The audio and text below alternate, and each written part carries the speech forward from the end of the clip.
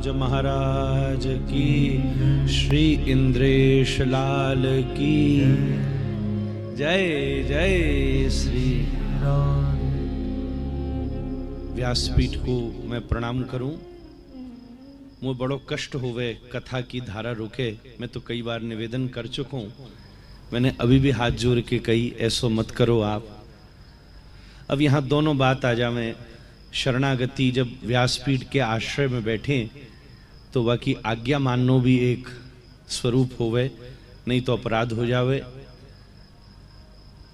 मैं अगली बार के ताई एक निवेदन करूं भैया सो, वैसे तो आयु में मेरे अनुज हैं, कि अगली बार जब भी मोए कथा में आवे को अवसर मिले तो मेरे आवन की एक शर्त यही होवेगी कि या तो मुँह को पहले बुलवाई हो या बाद में बुलवाई हो, बीच में अपनी धारा मत रोकी हो। ये तुलसी दल न होवे, ये हमारे ब्रज में कहे अड़ंगी लग जावे। सो मैं तो ऐसो कहूँ ना चाहूँ। आपसे बहुत मेरा स्नेह है। हमने तो बाल्यकाल से इंद्रेश जी को देखो है, कैसे धीरे धीरे श्री गिरधर लाल प्रभु ने इनको पकड़ ली नो है। सही बात तो यही है, गिरधर लाल प्रभु को एक हाथ ऊपर, वैसे तो इनको राधारमन लाल ने पकड़ो, और फिर राधारमन लाल ने जब पकड़ो तो वो तो बंशी बजा में, वो तो गोपी सखी राधा रानी में रह में। अब अगर जो राधारमन जी में फंसे रहे तो फिर कथा कैसे करते। तो बिन्ने यूं कही कि लो तो हम तुम्हारो हाथ गिरधर लाल के हाथ में दे रहे हैं, तो जो गिरधर लाल को नीचे वालों हाथ है वह हाथ से इनने इनको हाथ पकड़ रखो है, और जो हाथ ऊपर है वह हाथ से राधारमन लाल और श्रीमद् भागवत और श्री प्रिया जी की जय जयकार करा रहे हमारे।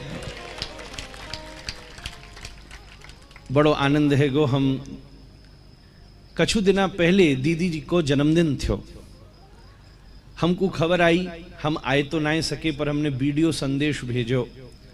वहाँ में हमने यूँ कह दी नहीं कि ये पूर्णिमा नहीं शरद पूर्णिमा ही है, और हमको ना पता थी कि जो शरद पूर्णिमा वाले दिन हमको यहाँ बैठा ही देंगी। कहवे को अर्थ ये कि हमारी बात पूरी है गई है, प्रमाणित है गई। ठाकुर जी की ऐसी कृपा भाई, महीना भर पहले आपने मोसू आवे की आज्ञा करी, जब तो मैंने हाथ जोड़ ली ने, चूंकि राधारमन जी में कल को उत्सव है। जिस समय को उत्सव होवे वह तिथि को निर्णय हो, या में भ्रम की जरूरत नहीं है। अगर रात्रि भर को उत्सव करना हो तो आज ही होवेगो, कहीं मंगला को उत्सव करना है तो फिर बीतो भयो कल ना हो तो अब आगे वाले कल में होगो। कहीं राजभोग उत्सव या तिथि में जा उत्सव जा तिथि में मिलेगो, वह उत्सव के अनुसार तिथि को निर्णय होएगो। तो हमारे श्री राधारमण लाल जी को मुख्य उत्सव है जब श्रृंगार आरती में इनको बड़ो वालों मुकुट पहनाए जाए, और संध्या को उत्थापन में विशेष चंद्रकला और खीर भोग लगे। तो यह हमारे वाह उत्सव की पूर्ति कल होवे से, कल आश्रम में भी उत्सव है। मुंकू का पतो कि ये ऐसी ठाकुर जी की लीला करेंगे कि जो कल रात भर जो उत्सव होना थो वो खींच करके आज की रात में कछु दिना पहले निर्णय है गयो। सही कहूं तो कछु मेरे ही भाग्य में सौभाग्य को चांद आयो होगो, जो मुंकू यहाँ आए के 3 दिन को उत्सव बनावे को अवसर मिल गयो। आज श्री इंद्रेश प्रभु की सन्निधि में कथा श्रवण को सुख आनंद ही आनंद हो गयो। कल राधारमण जी के संग और परसों बाबा श्री चित्र विचित्र जी महाराज हम लोगन पे कृपा करवे कि ताई वहां पधार रहे। सो 3 दिन को शरद पूर्णिमा उत्सव क्या कहनी। थोड़े दिना पहले वृंदावन प्रागट्य उत्सव चंडीगढ़ में हुआ, भी प्राग भैया भी हमसे कहते रहे, ऐसे लंदन में हम फंसे हुए थे। पर सही बात कही, वृंदावन की सखी केवल लंदन श्रृंगार करवी गई थी और आज ठाकुर जी ने खींच करके आपकी शरणागति में बैठाए दिनों। आपने तुलसी ललदारवे की बात की नहीं है।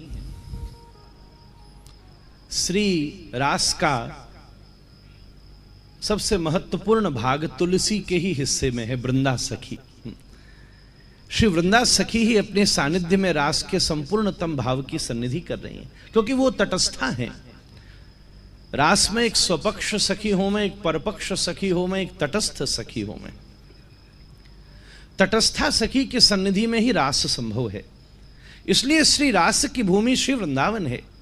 श्री व्रज है। 3 परकोटे हैं वृंदावन के, पंचकोशीय, मध्यम श्री गिरिराज जी से जमुना जी, और फिर विराट वृंदावन कामाते लेके जमुना जी तक। तो यह भाव से हम वृंदावन की सन्निधि में ही बैठे हैं, और यह वृंदावन की सन्निधि में ही श्री रास को भाव संभव है। यही तुलसी दल है कि श्री रास लीला एक बार द्वारिका की सभी महर्षियों ने विचार की नो। वो बोली कि हमने सुनो है तुम्हारे व्रज को रास बड़ो अद्भुत है, श्याम सुंदर हमको रास दिखाओ।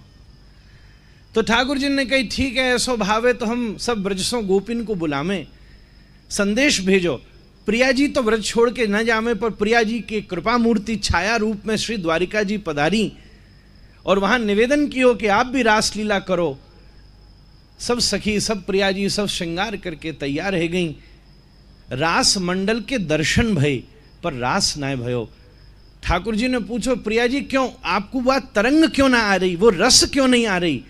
तो प्रिया जी बोली वाह रस की प्राप्ति तो हमको केवल श्री वृंदावन में हो सके। हमारे रूप आगो हम सब आ गए, पर जब तक श्री वृंदावन को प्रागट्य ना होगो तब तक यह रास की संभावना संभव नहीं है। ऐसी रास की यही तुलसी दल है, या पूरे उत्सव को तुलसी दल। महाराज जी बोले हम आए गए, हमारी क्या औकात है, हम तो कमल हैं वैसे भी, पर श्री वृंदावनी या को तुलसी दल स्वरूप है। श्री हनुमान जी की कैसी सुंदर बात बताई, हम तो वही में घूम रहे तब थे कि श्री हनुमान जी महाराज, श्री धर्म सम्राट स्वामी श्री कृपात्री जी महाराज और श्री सुबोधनी कारवंशी को शिव स्वरूप कहते हैं। पद्यावली में श्रीपाद रूप गोस्वामी वंशी जी को वंशी तत्प्रेम रूप कहा। वंशी कौन है? श्री प्रिया प्रियतम का प्रेम स्वरूप है। जो प्रिया और प्रियतम के बीच प्रीति थी, उस प्रेम ने कोई आकार लिया। जैसे श्री स्वामी हरिदास जी महाराज के मन में जो प्रेम था उसने कुंज बिहारी का स्वरूप लिया। श्री हरिवंश के हृदय में जो अनुराग था उसने श्री राधा वल्लभ लाल का आकार लिया। ऐसे ही जो श्री गोपाल भट्ट गोस्वामी जी के हृदय में प्रीति थी उसने राधारमण लाल का आकार लिया। तदनुसार ही श्री राधा और श्री कृष्ण के बीच में जो स्नेहानुराग था, जब उसने आकार लिया तो वो वंशी के रूप में प्रकट हो गया। वंशी तत्प्रेम रूप का। उस प्रेम का स्वभाव कैसा है? वंशी एक छिद्र से लेना जानती है पर 9 छिद्रों से लुटाना जानती है। राधा कृष्ण का प्रेम ऐसे ही है जिसमें स्वार्थ नहीं है, तो अपना सुख थोड़ा सा और सारे जगत को सुख मिल सके, इस भावना का आधार जिस प्रीति में है वही आध्यात्मिक अनुराग और प्रीति श्री राधा श्याम की है, श्री श्याम सुंदर श्री कृष्ण की है। और ये प्रीति के बिना ये रास नहीं हो सकता। महाराज जी हनुमान जी भी श्री चारु सखी के रूप में रास में प्रवेश किए। जैसे आपने वंशी का स्वरूप बताया, ऐसे ही भरतलाल जी ने जब भाव कहा, श्री हनुमान जी ने भी आज ठुमका लगा लगा कि नृत्य की नो श्री चारु सखी के रूप में। और श्री हनुमान जी का स्वरूप आपके सामने हनुमान जी विराजे, मैं तो बिन्हीं को देख रहा था, नृत्य करवे वाली। हनुमान जी को स्वरूप बानर को स्वरूप नहीं है। श्रीमद् वाल्मीकि जी ने लिखा है अपने आप को छुपाने के लिए वो वानर रूप में रहते, और उनको रास में प्रवेश करने का अधिकार किसने प्रदान किया? जिस क्षण श्री हनुमान जी ने वृक्ष के ऊपर बैठ करके रुदन पूर्वक श्री सिया जी को, श्री प्रिया जी को राम कथा का गान किया और अश्रु निपातन हुआ, श्री हनुमान जी को प्रिया जी ने पहचान लिया, नीचे आओ मैं पहचान गई, कोई अपना आया है। हाथ जोड़ करके पूछा हनुमान जी ने, आपने प्रिया जी सिया जी मुझको कैसे पहचाना? मैंने आपको राम कथा सुनाई इसलिए पहचाना। सिया जी ने कहा नहीं, राम कथा तो रावण भी सुना सकता था, पर राम कथा सुनाते हुए आंसू कोई राम का प्रेमी बहा सकता था। और जब हनुमान जी ने आशीर्वाद दिया हनुमान जी को, तब श्री हनुमान जी के अश्रुओं से विगलित हुए श्री प्रिया जी का जो सिंदूर था, वो सिंदूर श्री हनुमान जी के अंग के ऊपर गिरा। ये समझ लो उसी दिन श्री हनुमान जी को प्रिया जी का कृपा स्वरूप, हम ब्रज की भाषा में कहें बाबा तो सखी स्वरूप की प्राप्ति है गई है, क्योंकि प्रिया जी यह स्वरूप प्रदान करें। ये स्वरूप कोई और ना प्रदान कर सके, प्रिया जी प्रदान कर सके। जैसे अभी आपने कृष्णदास की क्या सुंदर बाबा की बात सुनाई, बरसाने की तरफ देखते रस बरस गए, ऐसो प्रिया जी को स्वरूप है। देखो, जब कोई अनंत काल तक योग करे तो वाए जन्मांतर सहस्त्रेषु कश्चिद यदि सिद्धि, तब उसे भारतवर्ष में जन्म ले मिलता है। आपको एक बात ये बताऊं, मानो या न मानो, किसी जन्म में हमने बड़ी भारी साधना की होगी जब हमको भारतवर्ष में जन्म मिला है। फिर भारतवर्ष में रहकर जिसने अनंत जन्मों तक साधना तपस्या की हो, तब उसको किसी सत सनातन धर्म में, किसी वैदिक धर्म अनुशासित घर में जन्म मिलता है। फिर वैदिक धर्मानुशासित जीव जब उस अनुशासन में बैठकर साधना करता है, तब कभी किसी जन्म में उसको वैष्णव बनने का अधिकार प्राप्त होता है। जब वैष्णव बनकर के जन्म जन्मांतरों तक तपस्या करता है, तब कहीं न कहीं उसे जीवन में किसी श्रेष्ठ व्रजवासी विशुद्ध वैष्णव विरक्त संत की गुरु रूप में प्राप्ति होती है। ये शास्त्र का नियम है।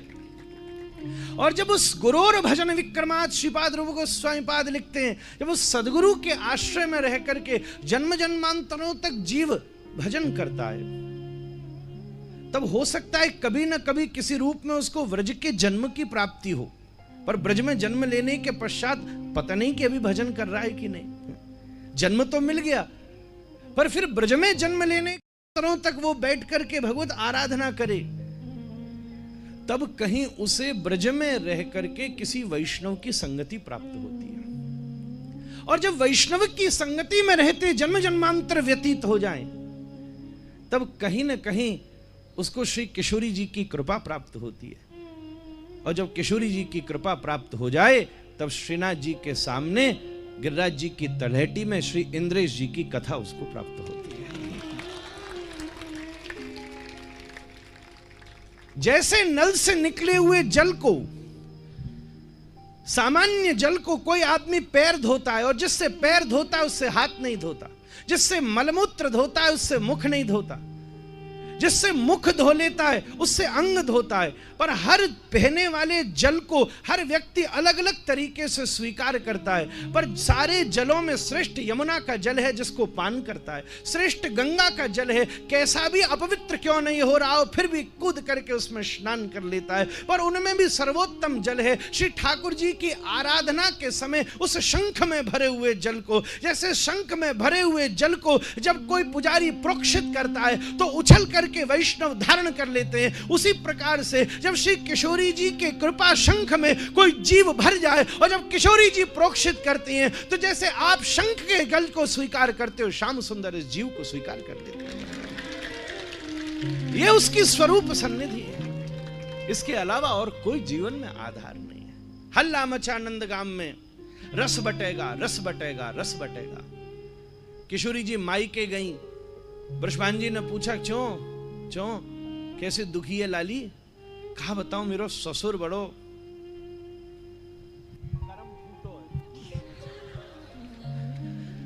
हाँ का है गो को माइक की न हुए जो सुननी बात को भाग्य वो का है गो। बोले कहा बताऊं, रोज लेन लग जावे, रस बटेगो रस बटेगो। और जब बाबा ठाड़ियों में, दीदी ठाड़ियों में, हम सब जैसे थाड़ियों में, तो दरवाजा खोल के पूछे क्यों पात्र लायो पात्र लायो पात्र लायो। कोई कहवे नहीं वो तो पता ही नहीं था पात्र लाना है, कोई कहवे हाँ पात्र तो लायो थो पर चोरी हो गयो, कोई कहवे पात्र तो आया थो पर टूट गयो। ऐसे ही हम सब लोग श्री श्याम सुंदर के द्वार पर खड़े हैं। कोई कोई ऐसा है जिसको पात्रता तो मिली है पर विषय के समाज में उसकी पात्रता चोरी हो गई है। कोई कोई ऐसा है जिसकी माया और भोग ने पात्रता कहीं ना कहीं तोड़ दी है। और कोई कोई तो ऐसा है मनुष्य देह प्राप्त करने के बाद भी अभी तक उसको पात्रता की प्राप्ति नहीं हुई। हम सब इन्हीं लाइनों में खड़े हैं। ब्रजभान जी बोले प्रिया जी तुम्हारी क्या इच्छा है? बोले मेरी एक ही इच्छा है। क्या? बोले नंद के दरवाजे से रस बटता है तो बरसाने के दरवाजे से पात्रता बटेगी महाराज। आ जाओ हमारे द्वार के ऊपर, गिलास यहां से ले जाना और रस वहां से ले जाना। और जब पूरा कोई ऐसा गिलास हो, मणिमाणिक्य का वैदुर्य नील विद्रुम स्फाट स्फटिक मूर्ति भी, वैदुर्य नील विद्रुम स्फाट स्फटिक मूर्ति का कोई स्वर्ण पात्र भरा हो, और उस स्वर्ण पात्र के ऊपर किसी मानसरोवर का जल भरा हुआ हो, जब सर्वोत्तम जल के भीतर कोई सर्वोत्तम रस की पूर्ति होकर के कोई आस्वादन करता है, तब उसकी सन्निधि कैसी अद्भुत हो जाती है। ऐसे ही महाभाव स्वरूपा हों श्री राधा ठाकुरानी और अखिल रसामृत सिंधुसार विग्रह श्री श्याम सुंदर, दोनों एक दूसरे में पूर्ण दशा में अवस्थित होते हैं। और वृंदावन के रसिकाचार्य जब उस पूर्ण रस का आस्वादन करते हैं, तब वृंदावन में रास का सौभाग्योदय होता है। ये उसकी सन्निधि है। ऐसी रास की दिव्य पूर्णिमा हम क्या बताएं। आहा, कई बार तेज भट्टी में लोहा भी पिघल जाता है। श्री इंद्रेश जी महाराज की मधुर वाणी में मेरा लोहे जैसा कठोर हृदय भी ऐसा विगलित हो गया है कि इस समय उच्छाल तरंगे ले रहा है महाराज। चंद्रमा की चांदनी देखकर जैसे समुद्र में तरंग आती है, ऐसे ही आज शरद पूर्णिमा के चंद्रमा के सामने और फिर श्री इंद्रेश जी की दिव्य मधुर वाणी की जब प्यार चल रही है, ऊपर चंद्रमा और इधर हवा, तो मेरे हृदय समुद्र में भी ऐसी लहर उठ रही है। और चिंता नहीं करना, कभी किसी रसिक के हृदय में लहर उठ जाए तो दो में से एक ही काम होता है। क्या? या तो बाहर खड़े हुए को वो समुद्र लहर से खींचकर अंदर ले जाता है, या अंदर भरे हुए मोती और हीरों को उछाल करके बाहर कर देता है। ऐसे ही जब ये रसिक समाज का मंच जमा हुआ है, श्री इंद्रेश जी महाराज जैसे रसिक समुद्र शिरोमणि बैठे हैं, तो आज दो में से एक ही काम होंगे। या तो यहां बैठा कोई ना कोई जीव इनकी कथा के हिडोले से खिंच करके श्री राधा माधव के युगल रस का आस्वादन कर लेगा, या इनके हृदय में से श्री युगल प्रेम का कोई मुक्ताहार उछल के आपकी वाणी को पवित्र सिद्ध और शुद्ध कर देगा महाराज। ये सौभाग्योदय अद्वितीय है महाराज। अतः आप सबने उत्सव करना है, कीर्तन करना है, गान करना है, नृत्य करना है। आज श्री इंद्रेश जी महाराज ने बड़ी सुंदर, मैं तो बैठा बैठा तरंग, आहा, मैं ये कह के आया था 15 मिनट के लिए आऊंगा, मुंह खुद ना पता चली 1.5 घंटा कांते निकस गयो महाराज। ऐसो आनंद है गयो। और मेरी कितनी हुड़क थी, क्योंकि वहां के भी मैं चित्र देख रहा था, खबर ले रहा था चंडीगढ़, क्या हो रहा है क्या हो रहा है, हो ही नहीं सका मैं वहां, ऐसा उलझा। तो यहां दोनों उत्सवों की कसर पूरी कर रहा हूं। यही भाव है। ऐसी तरंग आ रही थी महाराज जी। आप बोले कि ठाकुर जी ने श्रृंगार करके सोचो कि मैं अपने विरह में कैसे रोऊं। ए गोपी तू क्यों नहीं रो रही। क्या मधुर मधुर भाव है। ये भाव आपको किताबन में नहीं मिलेंगे, ये पढ़ के नहीं, ये देख के मिलते हैं महाराज। ये पढ़ के नहीं मिलते। टटोले ना 36 और किताबें कहीं ना दिखवे वाली। जो आपने बात कही है, हम लोग तो उसी तरफ के, इसलिए हमको मालूम है। ये पढ़ के ना मिले, ये देख के मिले। कबीर ने कही, तुम बोलो पोथिन की लेखी, मैं बोलूं आंखन की देखी। आपने क्या अद्भुत बात कही। और उसमें मुझे एक बड़ी भारी तरंग आ गई, अपने घर की बात याद आ गई। आप बोले श्री ठाकुर जी खड़े चुनरी डाल करके। ठाकुर जी, गोपी ने सोची तू क्यों हंस रही है, सबरे रो रहे हैं। तो ठाकुर जी ताक रहे थे कि ये गोपिन को विरह में कैसे सुख मिल रहे हो। किशोरी जी को विरह को सुख है। अंक स्थिते दैते प्रलाप। श्रीपाद रूप गोस्वामी कह रहे, अंक में बैठे प्रिया जी की गोदी में सिर धर के श्याम सुंदर बैठे हो, प्रिया जी रो रही हैं। विरह का सुख है। उस समय मन में यह हुड़क रही कि गोपियां कैसा आनंद ले रही हैं, क्योंकि मिलन में प्रिय सामने होता है, पर विरह में चारों तरफ होता है महाराज, चारों तरफ होता है। हर क्षण क्षण उसकी स्मृति आती है। ये क्या हो रहा है।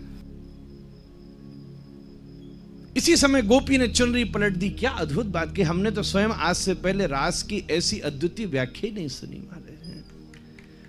ये तो केवल भाव सिद्ध महात्मा ही कह सकता है। ये तो स्वयं गिरधर लाल प्रभु ही रात में मोह लगे इनको ये रस बांटे जो यहाँ ये दे में है। साची बात यही है। आज मैंने बिन की पोल खोल ले हूं तुम्हारे सामने है, क्योंकि कोई एक चीज सुन राधिका दुलारी, आज हमने प्रत्यक्ष पहली बार सुनो, टेप में तो हम सुनते रहे में और बचपन से सुनते रहे में। वो पहले वो जो चश्मो लगायो करते, क्या नाम, रविंद्र जी जिनने वो गायो श्री कृष्ण में सीरियल में, हमने बचपन में सुनो, कऊ को न पता चली, पर जब हमारे श्री इंद्रेश जी महाराज ने गाया तो सब की जवान पे चढ़ गए महाराज हैं। ये कृपा के बिना संभव नहीं है, कृपा के बिना संभव नहीं है। तो ठाकुर जी के मन में हुड़क रह गई कि यार गोपी ने चुनरी पलट दी, मैं तो रो ही ना पायो, सब मेरे बिरह में रोली, मैं अपने बिरह में तो रो ही ना पायो। और जब श्री ठाकुर जी की ये कामना हुई कि मैं अपने बिरह में रो नहीं पाया, तब उसी कामना को पूरा करने के नवद्वीप में चैतन्य महाप्रभु का प्रागट्य हो गया। उसी कामना को पूरी करने के लिए गौर सुंदर नवद्वीप में प्रकट होकर के आई नंद सनुजः किंकिरम पतितम माम विषमे भवाम्बुदौ कृपया तव पाद पंकज स्थित धूली सदृशम विचिंतये। कृष्णदास बड़ा सुंदर गाता है, अमदिर प्राण गोरारा, अमदिर अमदिर अमदिर प्राण गोरारा, कृष्ण बिहरिणी उन्मादिनी प्राण गोरारा। बोलो बोलो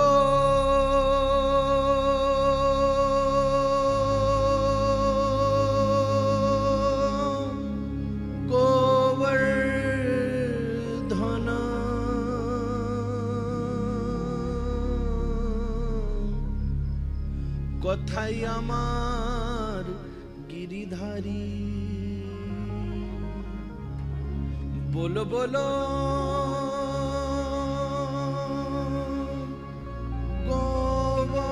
গোবর্ধন কথাই আমার গিরিধারী, আমাদের प्राण गोरा। हमको तो गानों भी ना आवे, कभी हमारे खानदान में कौन ना गायो, ये तो ये कह तो रहे वे पीछे, और इतनी देर से संगति को असर लगे, ये बगल में बैठे ऐसे ऐसे स्वर लगा रहे, राग लगा रहे। हम बोले कछु बहती गंगा में हम भी हाथ धोई ले में मारे। अतः ये गौर सुंदर की प्राग भूमिका बनी। क्या सुंदर बात हो गई, जो चुनरी पलट दी वो बात रह गई थी। आज तो हम आपसे ये बात ले जा रहे हैं, अगर आप कहो तो प्रसादी में, अपनी कथान में आपको नाम लेके कहेंगे। मेरा स्वभाव है जहाँ सो बात मिले वकी याद करके कहनी चाहिए। ये कहेंगे कि भाई महाराज जी गिरिराज जी में इंद्रेश जी बोले थे कि ठाकुर जी वही गोपी बन के डोले, इनकी हुड़क रह गई, और वो हुड़क हमारे नवद्वीप में गौर सुंदर ने पूरी करी है। यही महाप्रभु का स्वरूप है। हम बहुत टाइम आप सबन को खाई गई, हम तो आप सो पहले ही कह रहे मत बुलवाओ, हाँ? अब ये लफड़ो है गयो, सो इतनी देरी है गई, सो क्षमा। अब हम आप तो हमारी तकलीफ समझ ही सको, हम आप बोरवे वाले 2-5 मिनट में कहाँ से निपटा सकें, है ही ना सके ये, या हमारे थोड़ो शायद 15-20 मिनट को टाइम खा गयो होंगे मैं। सो बाकी टाइम वो क्षमा करियो, और मेरी ध्यान रखियो, अगली बार आपकी आज्ञा है सो मैं समय ऐसे ही देख के आऊँगा कि जब आप व्यासपीठ पे, हैं महाराज जी मैं लंदन से आ रहा हूँ क्या बताऊँ, मैं तो खुद पहुँचना चाह रहे हो, फिर मुझे बाद में पता चली कि ये सब वहाँ बैठे भाई, मैं तो कहीं मैं यहीं पहुँचूँ, फिर दीदी बोरी ना वहीं आओ फिर यहाँ आओ, पर मैं ध्यान रख के आऊँगा कि ऐसा आऊँ कि बात तक बैठूँ या हमारे आपको विघ्न भी न बनाऊँ और आपको रस भी ले सकूँ, आपको कछु प्रणाम भी अपने श्रद्धन कर सकूं। सो कल मैंने आपको अपने यहाँ को भी न्योतो दियो तो अंग्रेजी तारीख से, तो हमारे लाला को वो है। सो यहीं आपको दर्शन है गयो। सब कृष्णदास भैया, हमारी वरुण जी, दीदी दीदी की मंडली, बहन श्री चित्र जी, विचित्र जी, कितने सब अद्भुत महात्मा, हमारे पूज्य श्री कृष्णानंद जी महाराज, श्री गोपेश बाबा, श्री हमारे हरिद्वार वाले, इनके न जाने कितने नाम हैं। अनेक रूप रूपायो विष्णवे प्रभु विष्णवे। कोई मस्तराम बाबा कहवे, कोई गंगा बाबा कहवे। हम तो आपको अपने मन की बात बतावे, हम तो मधुमंगल बाबा के में हमारे ब्रज को मधुमंगल ऐसो ही होते हो महाराज। सो हमारे सब भैया भी, पराग जी भी, और सब सखी जन, सखा जन सब बैठे हैं। आप सबन को दंडोत करूं, सब और सब रसिक जन, कछु नाम रह गए, आप मेरी यही आहुति स्वीकार करो। महाराज जी को फिर से ठाकुर जी सो क्षमा कि मैंने ये विघ्न डाले हुए बीच में। पर सुनो, बहती नदी में जब डैम बने तो नदी रुक जावे, और जब डैम खुले तो का हुए पता है आपको? हमने एक बार भागड़ा नागल खुलते देखो, बहुत बचपन में पिताजी ने भेजो, ओहो धड़ धड़ धड़ धड़ धड़ धड़ धड़ धड़। तो मैं अब डैम को दरवाजा खोरवे वाला हूं, और खोरवे के ताई आपको हाथ ऊपर करके जय जयकार करनी पड़ेगी। और जैसे ही डैम को दरवाजा खोलो और फिर देखो यहाँ पे क्या रस की नदी बहवी वाली है महाराज।